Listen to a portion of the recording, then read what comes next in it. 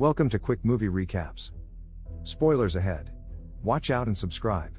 The story begins with a rescue team flying in helicopter to rescue a girl whose car got stuck in a wedge.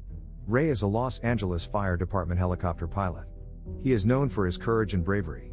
Ray blames himself for death of her daughter. For this, his wife Emma have filed for divorce. Dr. Lawrence is a seismologist at Caltech. He and his partner Dr. Kim have traveled to Hoover Dam to test their new earthquake predictor. Kim approaches Lawrence over seismic activity nearby.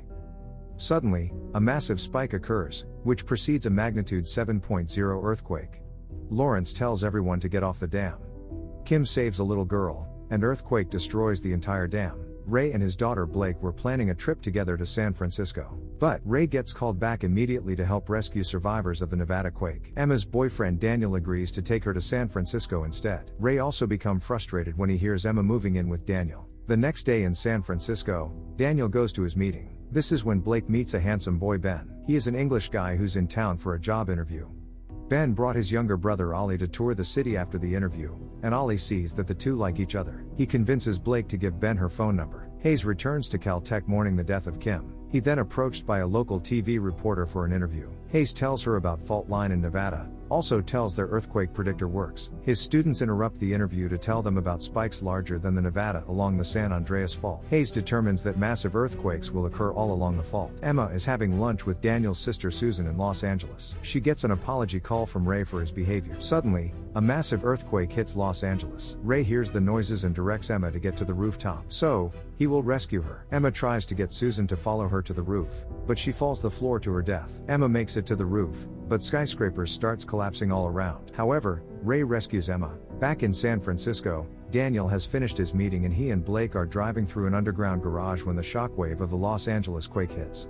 The garage collapses, causing their car to crash, pinning Blake inside. Daniel runs away rather than saving Blake. Fortunately, Ben and Ollie heard Daniel's calls for help, and they rush to the garage and rescue Blake before the garage completely collapses. The trio make their way to a nearby electronics shop, where they find a working landline and she calls her father. Ray and Emma tells Blake to go to Coit Tower. The helicopter malfunctions, causing Ray and Emma to crash into a mall. They steal the truck of a guy looting the mall and continue to head north. On highway, they pass an elderly couple who yell at them to stop. Ray and Emma soon see the earthquake took out the road and it's impassable. Ray sees the old man as a pilot, and they agree to swap the truck for his skydiving plane at the nearby airport. They find airport runways destroyed for landing, so they skydive into the baseball stadium.